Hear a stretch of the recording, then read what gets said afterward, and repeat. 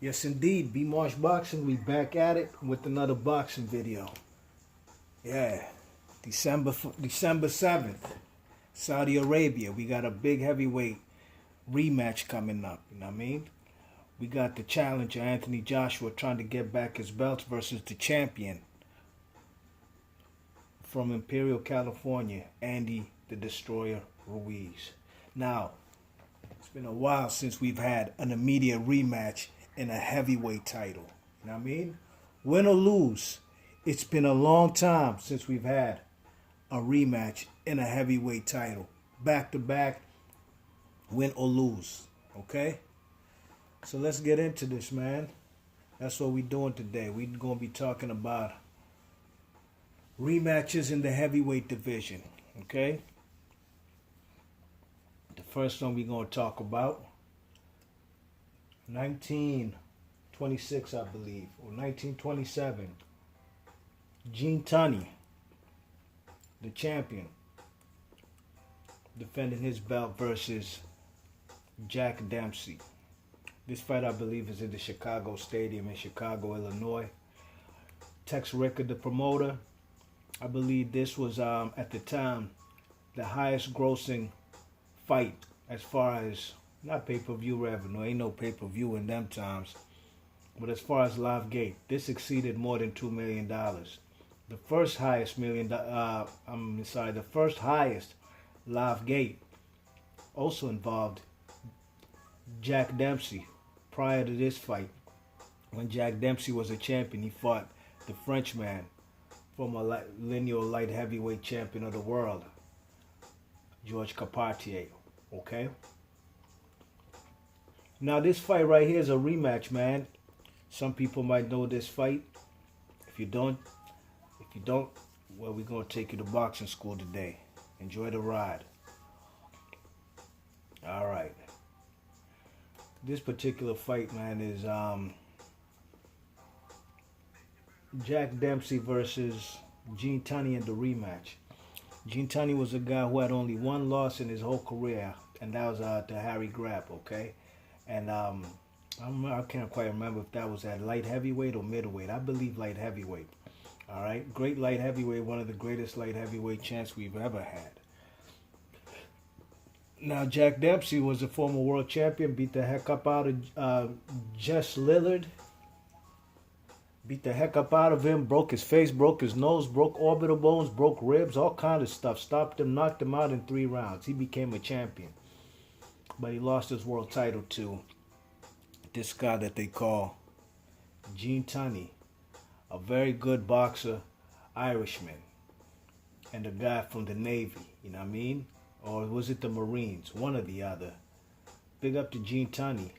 Gene Tunney beat Jack Dempsey and took that world title off of his hands, coming up in weight from light heavyweight. Now there was a rematch, and this is it right here. That's what we're talking about. That's what we're focusing on today. In this rematch, as you can see, Gene Tunney versus Jack Dempsey. Man, Jack Dempsey, man, this fight is crazy. It's called the long count fight, you know what I mean? Can't remember what round it was. It's been a while since I've seen this fight. But at some point, I believe round 6, don't quote me, round 6 or 7. Maybe it was even earlier than that. Gene Tunney got dropped by Rocky Marciano with a barrage of punches on the ropes. And as you see, the guy with the white trunks, that's Gene Tunney. Black trunks, that's Jack Dempsey. Black shorts, no socks, black shoes. Okay? He drops him. And this was the first fight that they had implicated neutral corners, okay? So with Jeff, what's his name? Jack Dempsey dropping,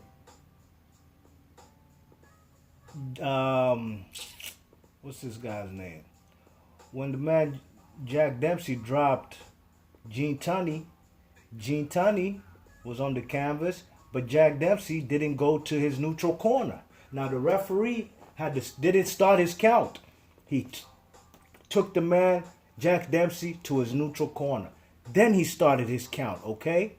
And from 1, 2. Now this guy had been on the canvas for at least 4 precious seconds, all right? I'm talking about Gene Tunney, you know what I mean? And he basically, not basically, he actually got a 14 count. You know what I'm saying?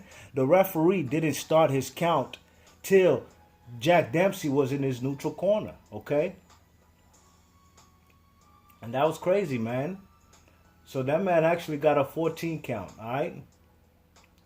Now, I believe in round 8, Gene Tunney drops the man, Rocky Marciano. Yeah, he drops him. Classic fight. He drops him, and Gene Tunney didn't go to his neutral corner. The referee started his count immediately with Gene Tunney hovering over Jack Dempsey, who's on the canvas. 1, 2. But as soon as the man Jack Dempsey got up at like 2. Okay, he didn't take a 10 count or 8 count. The man got up at like 2, and then they resumed fighting. But that's controversial. Why was Gene Tunney allowed 14 precious seconds on the canvas, and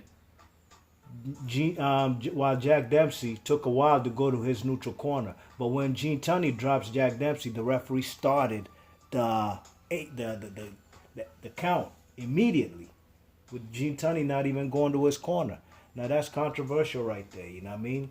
And that's why this fight is controversial. It's called the long count. At the end of the day, Gene Tunney outboxes the man Jack Dempsey. Not easily. Of course, he hit the canvas, but he wins a unanimous decision in 10 rounds.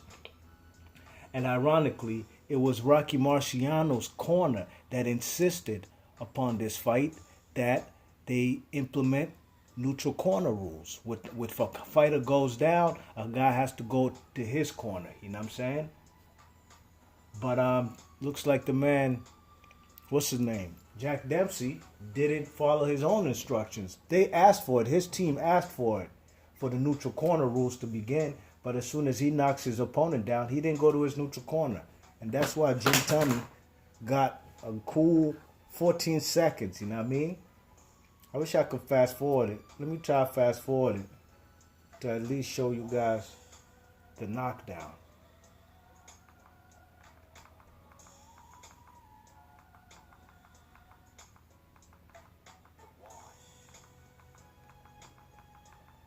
Let me try to see if I can find this knockdown. Controversial. If I don't, feel free to go watch the fights on your own. Gene Tunney versus Jack Dempsey in the second fight, the rematch. For some reason, I can't cue it up right now to find that exact moment. There was a knockdown, but it's all good. We're gonna keep it pushing. Okie doke. So here we got the second rematch ever of an immediate rematch of a world title, okay? We got Max Schmeling from Germany versus Gene Tunney. I lied, not Gene Tunney, excuse me, Jack Sharkey, okay? Now, Jack Sharkey is the challenger. And this fight occurred in July 21st, 1932. All right? 5 years after the first rematch we had with Gene Tunney and the man Jack Dempsey. Now this fight right here is a rematch. Of course, the first fight was for a vacant title, a title that was vacated by Gene Tunney. And that title was fought between Jack Sharkey and Max Schmeling, okay? Now, Max Schmeling won this title because the man Jack Sharkey threw them low blows. Hit him in the Bozak a few times too many. And I believe this fight got stopped in the 4th round. And this was the first heavyweight championship that changed hands due to a disqualification. The first ever, okay? Yeah. Gene Tunney versus Jack Sharkey. Jack Sharkey versus Max Schmeling. All right. Now this particular fight is a controversial fight. I've watched this fight, and from what I remember, the man Jack Sharkey got a gift decision. You know what I'm saying? Man got a vicious gift decision. Wasn't even funny, you know what I mean? I thought Max Schmeling was beating this guy Jack Sharkey all day, every day. You know what I'm saying? But Jack Sharkey got the gift decision. I don't know whether the judges didn't want the German guy to win the fight. You know, this is around the 30s, you know what I mean? This is before World War II, you know what I mean? And look, man, the guy comes from Nazi Germany. He himself wasn't a Nazi, you know what I'm saying? That was propaganda that was put out there. He became a very successful businessman after boxing, Max Schmeling did, you know what I mean? He wasn't a Nazi. That was just propaganda, you know what I'm saying? Just because he was from Germany. That doesn't mean that he agreed with all the ideologies that, what's his name, Hitler tried to portray, you know what I mean? And tried to, you know, his policies that he tried to, you know, portray around the world. Doesn't mean that Max Schmeling was about that life, you know what I mean? But at the end of the day, this was a controversial fight. 1932, July 21st, Jack Sharkey becomes a new heavyweight world champion via controversial decision. I believe it was a split decision, you know what I mean? And that's what it was, you know what I'm saying? I don't know if there was a great public outcry. I wasn't around in the 30s, but whichever decade, should nobody get robbed in boxing, okay? All right.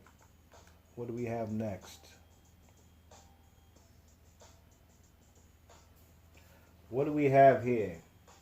We got Joe Louis versus one of my favorite heavyweights of all time to watch. A guy, if I was probably a heavyweight, I would probably take and try to implement a lot of his style into my style if I was going to box as a heavyweight.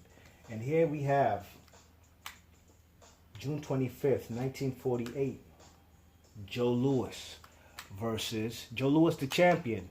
Yes, this is a rematch, immediate rematch. Oh, Joe Louis gets dropped by Jersey Joe. Jersey Joe was that dude, man. I'm trying to tell you guys, man. Jersey Joe Walcott was that dude. Jersey Joe Walcott, unfortunately, lost this fight. Fortunately, he lost this fight. He got knocked out, I believe, in the 15th round. And this is a rematch, mind you. This rematch is Joe Louis versus Jersey Joe Walcott. The first fight ended up in a split decision, and Jersey Joe won that fight easily to me. He even dropped the man. If I'm not mistaken, he dropped him twice. You know what I'm saying? Dropped the man, Joe Louis. Yeah. Jersey Joe Walcott was a bad dude, believe you me. You know what I mean? So unfortunately, he lost his fight. But as you can see there, he does drop the man, Joe Louis. But he got ended in horrific fashion. Can't even lie about that. Let's see if we can see a replay of that. If I remember, it was a left hook. Left hook. Here come.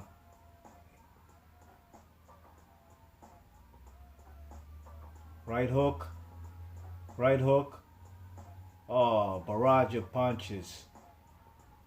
And Jersey Joe goes down from Joe Louis. It was one of the best finishes you will ever see at the heavyweight division. Okay? Yes, indeed. There goes Joe Louis right there. He's a victor, and he beats the man Jersey Joe Walcott in the rematch. 15th round knockout. Okie doke. What do we have next?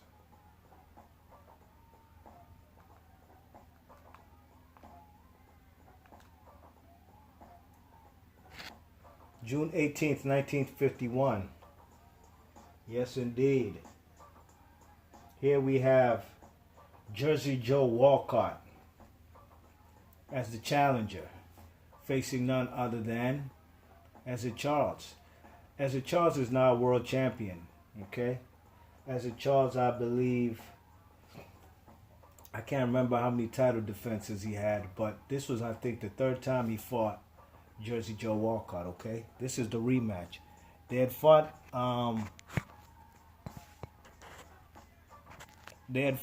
in the previous fight, like I said, an immediate rematch. And Jersey Joe Walcott, he lost. to the man Ezra Charles, I believe, via unanimous decision, okay? Yeah. Then they had an immediate rematch. And this man, Ezra Charles, I forgot whom he beat for the world title, you know what I mean? But he had won a vacant world title when Joe Louis retired. You know what I'm saying? And in this rematch right here, this is actually the trilogy. They fought 4 times, so this is the third fight. You know what I'm saying? The man Ezra Charles won the first 2. In the third fight, Jersey Joe Walcott wasn't having it, and he knocked out this man Ezra Charles. Actually, I believe it was a left hook that knocked him out. You know what I mean? In the 7th round, 1951, as you can see right there. Jersey Joe Walcott versus Ezra Charles. This was a nice fight right here. And Jersey Joe Walcott was actually, at this point in time, this was his 5th attempt at a heavyweight world title. 5th attempt. Not 3 times the charm for Jersey Joe Walcott. It was the 5th time. Because Jersey Joe Walcott had fought Joe Louis twice. Lost a split decision where he got robbed viciously. He should have beat Joe Louis. He should have got that victory. That was the first attempt. He lost in the second attempt. He got knocked out in the 15th round by Joe Louis. Then he fought the man Ezra Charles twice. Okay? And lost the first 2 via unanimous decision. Then he comes back to beat him in his 5th attempt at a world title opportunity via knockout. And he gives the guy an immediate rematch, if I'm not mistaken. He fought him a total of 4 times. And he fought him again, and he beat him on unanimous points, unanimous decision. So you got to give the man Jersey Joe Walcott props. You know what I mean? For a guy who been knocked out, has been beat on points, he came back to knock out. Look at his style, man. Jersey Joe Walcott was a slick dude. Left hook. Eat that. Face flat on the canvas. Shout out to Dan the Man from the United States, not the one from the UK. Big ups to him too. I know he's a fan of Ezra Charles, you know what I mean? And Ezra Charles is a great fighter, one of the best fighters ever, especially for a guy from the light heavyweight division. How he handled his business at heavyweight, got to give him his props. You know what I'm saying? Yes, indeed. What do we have next?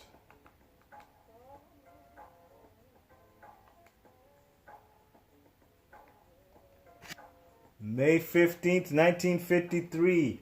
Who do we have? Yet again, none other than Jersey Joe Walcott. Jersey Joe Walcott versus the Brockton Blockbuster. None other than Rocky Marciano from Brockton, Massachusetts. Big ups to Brockton, Mass. Big ups to all my peoples out there. Brockton, Mass is a hard city. Believe you me. Brockton go as hard, if not harder than Boston, Mass. You know what I mean? So that's where Marvin Hagler and Rocky Marciano are from. And Rocky Marciano's the champ. He's defending his world title. This is a rematch. What we're doing here is showing you rematches of heavyweight world title fights, all right? Yeah. Rocky Marciano comes into this fight after knocking out Jersey Joe Walcott in, I believe, the 13th round in a fight he was losing. Jersey Joe Walcott was giving him a boxing lesson, but he got caught on the ropes, and that's all she wrote, man. You know, that was actually one of the best knockout comebacks in boxing history. You know what I mean? So here we are in the rematch. Yeah, the rematch. Rocky Marciano versus Jersey Joe Walcott, 1951. And it didn't end too good for the man, Jersey Joe Walcott, in the first round. Yeah, just take a look. We're going through a history lesson today. There we go. Left hook. Mean. Mean. Very mean. Guy tried to get up at 9, if I remember. It's too late. Not 9, excuse me, 10. He tried to get up at 10. And that's all she wrote, man.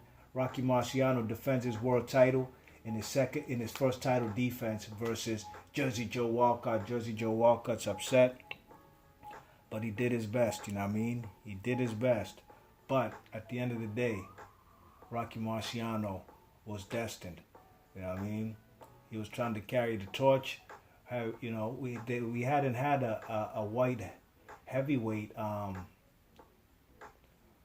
heavyweight champ probably since Max Baer, up until this man, Jersey Joe Walcott, loses to Rocky Marciano. You know what I mean?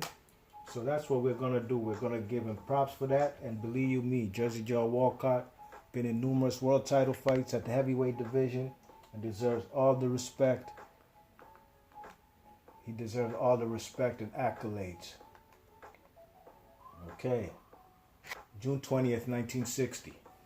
Yes, indeed. Rematch. Nothing more, nothing less. Ingemar Johansson. I think they call him the Hammer of Thor, if I'm not mistaken. A mean puncher from Sweden, Scandinavia. Yeah, he's fighting a guy from, I believe, from New York somewhere. Don't quote me. But Floyd Patterson. I believe Floyd Patterson is from New York. Or maybe I'm thinking about his son, Tracy Patterson. But anyways, that's neither here nor there.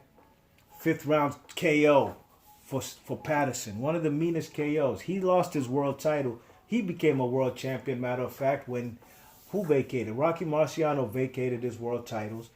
Floyd Patterson fought an old Archie Moore, and he beat him up. I believe stopped him in 4 rounds or knocked him out in 4. Then, what you call it? Then the man, not Jersey Joe Walker, Floyd Patterson, he did, he fought this guy, Ingemar Johansson, in the first fight, and he got knocked out in 3 rounds. You know what I'm saying? This guy actually made this guy become a world champion, man from Sweden, you know what I mean? Who would have thought?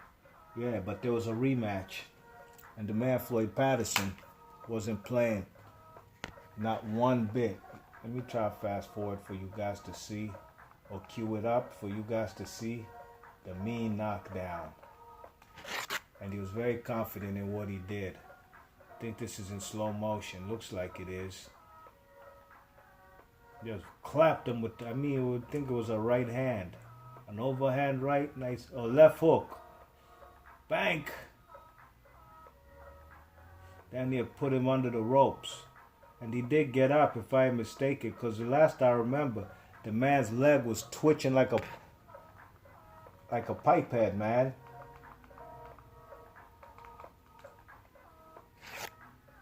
Yeah, he gets up, body shot by Patterson. Leaping left hook. Costamaro taught him all that. Look at the man's legs. That fella's legs just twitching.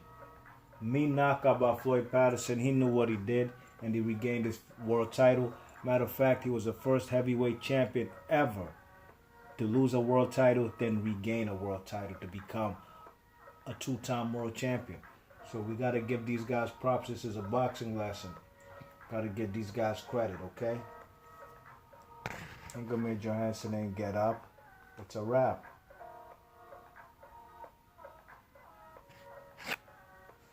July 22nd, 1963. Sonny Liston versus Floyd Patterson. The rematch. Now, in the first fight, Sonny Liston finally got his opportunity after years of ducking him.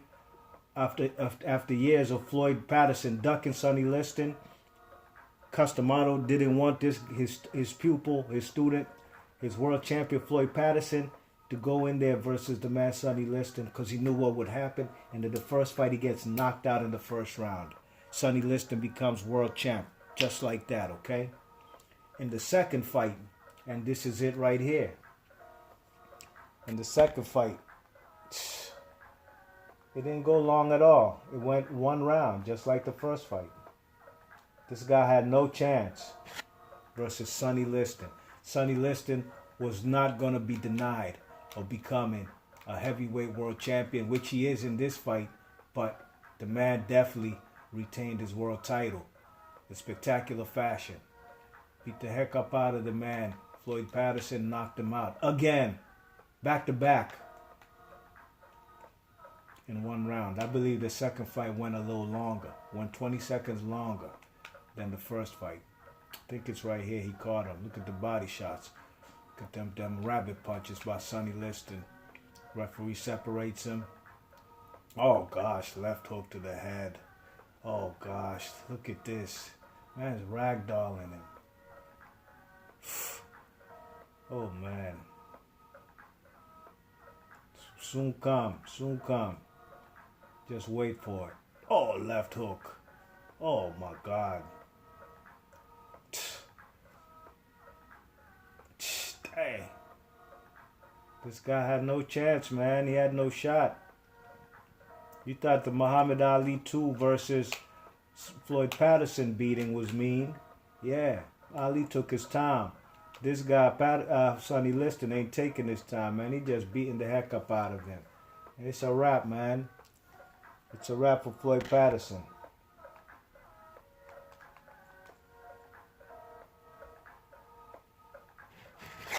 What do we have here? Cassius Clay. Yeah, Cassius Clay. May 25th, 1965. I believe this is in. Matter of fact, I don't believe. I know it's in Maine. This fight was supposed to be in Boston, Mass. I forgot what happened. Why they moved it all the way to Maine. You will never see a heavyweight title fight in your life again in Maine. You know what I'm saying? Furthest state northeast in the USA. You will never see one. Okay? But at the end of the day, the fight happened, and this fight didn't go long. Cassius Clay at the time beats up Sonny Liston in one round. This is the fight that they call the Phantom Punch, the punch that people didn't see. To me, it doesn't matter. History proves that Ali was a great, and he destroyed this guy in one round. And whether it was a Phantom Punch or he didn't want to continue, at the end of the day, it's not Ali's fault. As I've seen and I've known after this fight, Ali beats this guy up. He does get up from the Phantom Punch, and then he just doesn't want to fight anymore. So yes, Muhammad Ali retains his world title in the rematch because he beat Sonny Liston. Sonny Liston, matter of fact, retired on his stool the first fight they had. Now, this is the second fight, and Ali is, the first fight is a classic, a lot of drama in the fight. Ali talking about he can't see and all kind of stuff. Might have been peppered in his eye. Look at the skill set from Cassius Clay. Uh-oh, yeah. He's just a little too quick from the man. Too quick for Sonny Liston. Sonny's trying all he can, but you can't hit what you can't catch or what you can't see. You can't catch the man, so it's hard to hit the guy. He caught him there with the right hand to the chest. Uh-oh. Ooh, make him miss, make him pay. Ali's just taking his time. Hasn't really made him pay with the counter punch. There it goes. The Phantom Punch. That ain't no Phantom Punch. He catches him straight on the temple. And it's a wrap, man. Muhammad Ali. Well, at this time, he was Cassius Clay. You know what I'm saying? He wasn't Muhammad Ali yet. You know what I mean? So, big ups to the man, Cassius Clay, for representing. And like I said, this guy did get up. And look, the fight gets stopped. Jersey Joe Walcott, matter of fact, was a referee. And there's nothing more to it. The rest is history.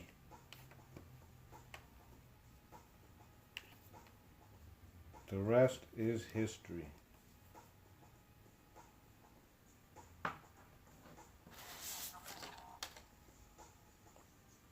Okay. What do we have next? Yes, none other than Muhammad Ali, 1978. Muhammad Ali. September 15th, 1978. I believe this was in New Orleans, in the Superdome where the Saints play.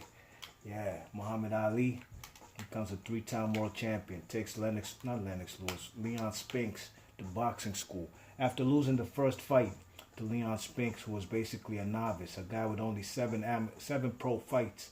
I don't know how Ali lost that fight, but he definitely wasn't in shape. In the second fight, he came to compete. And this was his last fight before he had retired for the first time, okay? Yeah, he had retired for the first time before he came back, you know what I mean? After he won a world title, became the first man to become a three-time world champion. Big ups to Muhammad Ali, and especially for righting his wrong and beating Leon Spinks, who had no business getting a W against the great one, the greatest, Muhammad Ali. I wasn't born, I wasn't alive during this fight. But Jesus Christ, if I watched this fight as a youngster, or however old I would have been, if I was around in 1978, I'd be very upset, man. Be very upset. You know what I'm saying? I know a lot of people lost money that night. I don't know if anybody really thought Leon Spinks had a chance to beat him. But like I said, Muhammad Ali rights his wrong in the rematch. Okie doke. Leon Spinks.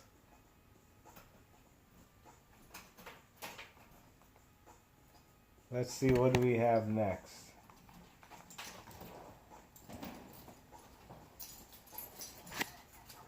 Yes, indeed. We're going to take you now to the 80s. We've left the decade of the 70s. We're going to the 80s. May 20th, 1983 to be exact. We have Michael Dokes versus Michael Weaver. Mike Weaver was the challenger. He was the former champion. He got stopped in one round in a controversial fight to lose his WBA world title that he had beat Frank Tate in a great fight, a fight that Mike Weaver was losing not every single round, but he was losing till he clapped and KO'd the man Mike Weaver. Mike Weaver clapped and KO'd Frank Tate. Or was it John Tate? John Tate in the 15th round. It was beautiful. Michael Dokes is now the WBA heavyweight champion after beating the man Mike Weaver in a very controversial stoppage. He did drop the man, but it was a controversial stoppage, I must admit. But I'll give you this, footnotes on the side. Truth be told, that fight got stopped early because previously, I don't know how short before this, but previously, probably in the same year, that's when we had the Dooku Kim versus Ray Boom Boom Mancini tragedy, where Boom Boom Mancini killed the Korean guy on national TV. Okay? So yeah, this particular fight, Mike Weaver versus Michael Dokes, is on the undercard of Tim Witherspoon versus Larry Holmes in Las Vegas, Nevada. Yeah, great fight. Unfortunately, we didn't get a winner. And this fight ended up being a majority draw. There goes Jimmy Lennon Sr., Jimmy Lennon Jr.'s pops. Yeah. So this fight was a good fight, you know. The best action to me was in round 1 and in round 15. You know what I'm saying? Where they both let their hands go in round 15. You know what I'm saying? So Michael Dokes, man, the 1980s, a lot of titles changed hands, especially with the WBA. You know what I mean? Larry Holmes basically maintained his WBC till Witherspoon got it, Pinklon Thomas, Trevor Berbick, Mike Tyson, etc. You know? But for the most part, the WBA was changing hands like how people change their underwear every day. You know what I mean? We had Frank Tate. Was it John Tate?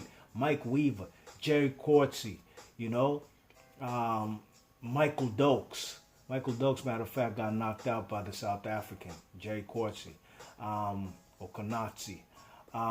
You know, we had a lot of hands change this. Even matter of fact, even later on, Bone Crusher Smith held the title. The WBA title. What's his name? Tim Witherspoon held the WBA title. You know what I mean? Carl the Truth Williams. So a lot of people that WBA was changing hands like so often. Guys weren't really defending it. And the WBC too. Not many title defenses, you know what I'm saying? That's why actually this is rare. This is a rarity right here for the heavyweights in the 80s. A rematch, and this was Michael Dokes versus Mike Weaver, and the fight gets declared a draw. The second rematch we have in the 1980s. Yeah, guess who? No, not Mills Lane. Mills Lane ain't fighting Richard Steele. We got Spinks in the rematch as the champion, the IBF and the lineal champion, versus Larry Holmes, the Eastern Assassin, okay? Yeah, this fight was in April 19th, 1986. Controversial fight. I don't even like watching these fights. I've been doing controversial decisions for many years on my YouTube channel. Some may ask, damn, B. Marsh, why you never done this fight? It pains me to see these fights because of the decisions. I didn't think the decisions were correct decisions, not whatsoever, you know what I mean? Just like Hagler versus Ray Leonard, you know what I mean? So it kind of hurts for me to watch these fights again and do them all over again. But this particular fight, just like the first fight, I had Larry Holmes beating Michael Spinks, okay? This fight got declared, if I'm not mistaken, a unanimous decision. I had Larry Holmes already winning the first 4 rounds of this fight. I had him winning this fight 8 rounds to 6, you know what I mean? And I'm a fan of Michael Spinks. To me, he's the best light heavyweight I've ever seen, okay, in my lifetime, you know what I mean? Let me rephrase that, in my lifetime, you know what I mean? I definitely rate him as a top 2, top 3 greatest light heavyweights of all time. But he ain't win these fights. And I think the powers that be were trying to stick it to the man Larry Holmes because of the disparaging words Larry Holmes had after he got robbed in the first fight versus Michael Spinks. Disparaging words that Larry Holmes had for Rocky Marciano and his family. Rocky Marciano couldn't hold my jockstrap. He didn't believe he was that dude, and that's his opinion. But at the end of the day, the powers that be were not interested in making this and letting the man Larry Holmes break Rocky Marciano's record and become 49-0 and hopefully pursue, or was it 48-0? Hopefully try to break the man Rocky Marciano's record. Okie doke. On to the next one. June 11th, 1993. Epic fight. I remember watching this fight the night of. Yes, indeed. This is a fight we got between the champion, Riddick Bowe, versus the challenger, Evander the Real Deal Holyfield. Evander Holyfield is a challenger because he lost his world titles to the man Riddick Bowe in the first fight. Like I said, this is a rematch. And this rematch is controversial because of what happened in the events, I believe. I can't quite even remember what round it was. Yeah, but the guy they called Fan Man came and disrupted the fight. Fan Man came and fucked up the fight, and there was a 30-minute. The fight was stalled for 30 minutes, and Riddick Bowe was up on points up to that point, but the man Evander Holyfield finished strong, and he won a majority decision. Who knows if that Fan Man incident, if that didn't happen, who knows what the outcome would have been? 30-minute delay for 2 guys in the ring who are already warmed up. Now they got to chill amongst all this commotion. And I'm not saying this is a tainted fight because I was definitely rooting for Evander Holyfield. I'm glad he won it. I mean, he only won 1 out of 3 versus the man Holyfield, but at least he got 1 against the man I'm sorry, 1 out of 3 versus Riddick Bowe, but at least he got 1 in there. Yeah. So Riddick Bowe gets back his world titles, WBA and IBF. The WBC was vacated, if I'm not mistaken. Or maybe it was on the line. Might have been. Don't quote me on that. Yeah. Go ahead. Do your research and let me know in the comment section if the WBA was on the line. WBC was on the line in this fight. Because never forget, Riddick Bowe did dump a WBC title in the trash in order not to face his mandatory Lennox Lewis. Emmanuel Stewart was the trainer for Evander Holyfield in this fight, so congratulations to him. What do we have next? Oh yeah, I remember this. 1997, I believe, June 28th, 1997.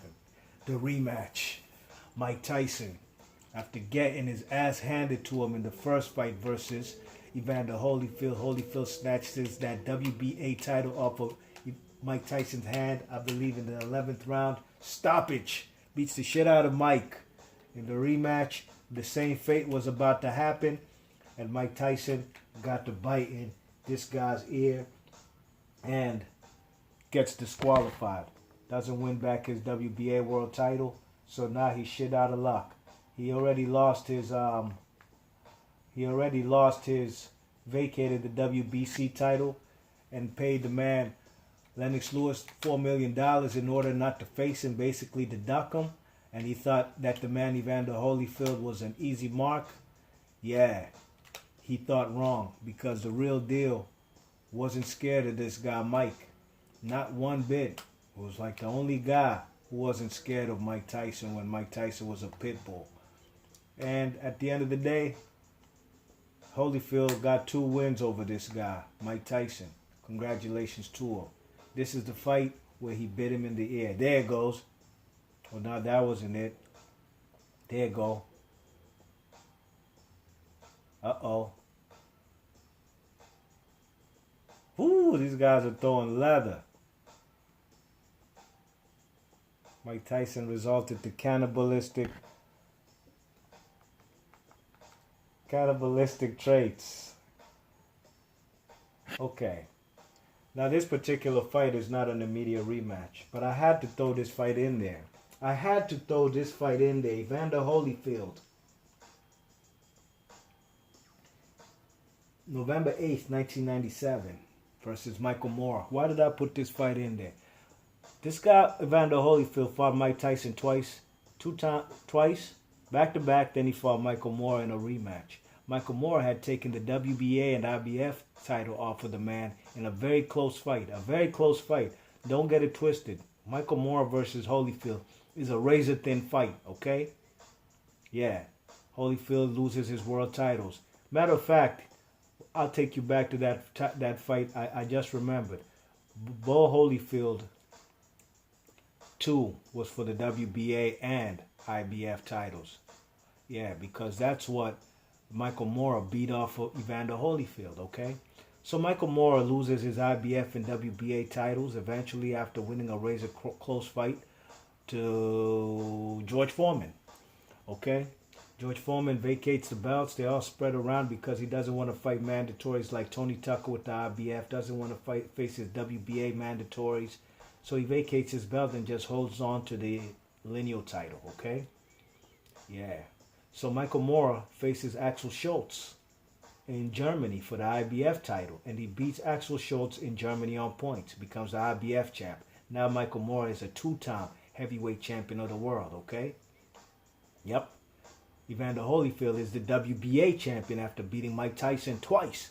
They do a unification, heavyweight unification, in the rematch. Mike Tyson beats the SHIT up out of the man Michael Moore, and now he's a unified champion. Gets his titles back straight up. That the same titles that he had lost to the man Michael Moore, he gets them back. Okay? Yeah, Michael Moore got a slacking. What do we have next? You ain't gonna believe who's in it again. You won't believe it again. November 13th, 1999. Lennox Lewis in the rematch versus none other than the real deal Evander Holyfield. Yeah, I believe this fight was in Las Vegas. Yes, indeed. The rematch was definitely a better fight competitive-wise than the first fight. The first fight, I had that fight, Lennox Lewis, 11 rounds to 1 versus Evander Holyfield. But they robbed the man Lennox Lewis viciously. They robbed him viciously, and they called that fight a draw. I can't understand it for the life of me, but that's neither here nor there. Some may say, B. Marsh, why you haven't done one of those in controversial decisions? Why? Because that fight hurts me just to watch it. But sooner than later, I'll have to man up, and I'm going to do that video for you guys. Okay. Where we at? Yeah, so this guy, Lennox Lewis, wins this fight. Unanimous decision, but like I said, a very competitive fight compared to the first fight. Lennox Lewis versus Evander Holyfield. Both fights are not great fights like I would recommend anybody to go back and watch. But if you're a person who likes history and wants to know where titles came from, who they got passed down to, who won, who beat who, then you have to give it up to Lennox Lewis and Evander Holyfield. Oh my gosh. You ain't gonna believe who we have yet again in another rematch. Yet again. Yeah, you guessed it, Evander Holyfield. March 23rd, 2001, in the rematch. After Evander Holyfield gets a gift decision, in my opinion, in the first fight versus Andy Ruiz. I called him Andy Ruiz, excuse me. John Ruiz, the first Hispanic heavyweight champ of all time. John Ruiz rights his wrongs and rights the judges' wrongs and comes back to win a unanimous decision.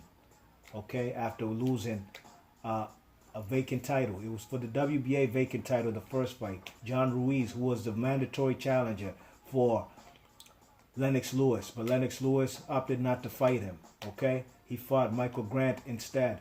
So John Ruiz and Evander Holyfield fought for the vacant WBA. Controversial decision goes to Evander Holyfield. In the rematch, John Ruiz wins a unanimous decision and becomes the first Hispanic heavyweight champion of the world. Congratulations to him. Last but not least, one of my favorite heavyweight fights of all time. One of the best knockouts you'll ever see in any division. From strawweight to heavyweight, from bantamweight to junior middleweights, to light heavyweights to flyweights. The rematch. The same year as John Ruiz and Evander Holyfield rematch, 2001, we have another rematch. November 17th, 2001. The challenger, Lennox Lewis versus the champion, Hasim Rahman from Baltimore, Maryland, wearing hobo. If you know anything about DC, DMV, we used to rock hobo, hard body. Hobo is not a, it's a DC clothing label. And I guess that the man Hasim Rahman, being that Baltimore is 45 minutes from DC, was sporting the hobo gear. You know who else used to wear hobo gear? A guy from Tacoma Park, DC, or Tacoma Park, Maryland. A guy by the name of Shambe Mitchell, former WBA junior welterweight champion of the world. Anyways, let's get back to this heavyweight stuff. And we got Hasim Rahman getting clapped right there, laid out, crucified by Lennox Lewis, retaining his belt in the 4th round knockout. With his American trunks, you see blood leaking from the man's nose. Man did the Trevor Burbick, you know what I'm saying? Tried to get up and he couldn't. Basically did the S.R. Charles versus Jersey Joe Walcott. Gets clapped, tried to get up and couldn't do it. The legs wouldn't allow him. There you go. 4th round KO. Lennox Lewis gets back his world titles. Yeah. This is right here the conclusion to this video. 47 minutes. I hope you guys bear with me and still here with me. I appreciate everybody who's going to listen to this historical accounts, a historical video. Every single rematch, immediate rematch in boxing for heavyweight world titles, okay?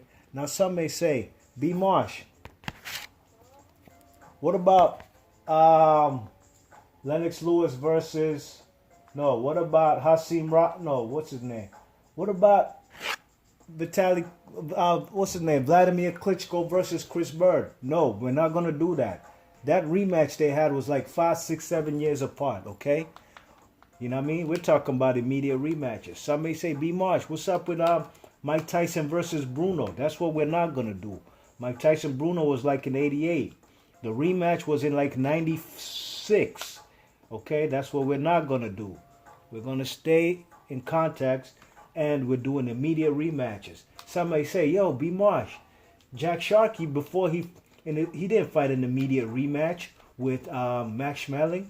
Well, he had one fight in between, and he had an immediate rematch. Just like Jose Luis Castillo and Floyd Mayweather. Floyd did an immediate rematch, but Jose Luis Castillo had a fight in between their two fights, okay? Some may say, hey, B. Marsh, Jack Dempsey, Gene Tunney. After Gene Tunney beat Jack Dempsey lost the first time. He fought somebody else after that, and then he got into the rematch. Yeah, well, he did it immediately. You know what I mean? We're not talking about no 5, 6, 7, 8 years apart, even 3 years apart. That's what we're not doing over here. You know what I mean? So that's what we got right here. Big ups to everybody who came through. Leave your thoughts and comments. Please share this video. Historical accounts. Check out my playlist of historical archives, historical accounts, where we talk boxing in the past, present, and in the future. B. Marsh Boxing. Leave your thoughts and comments and let me know what you guys think about this particular video. I'm gone.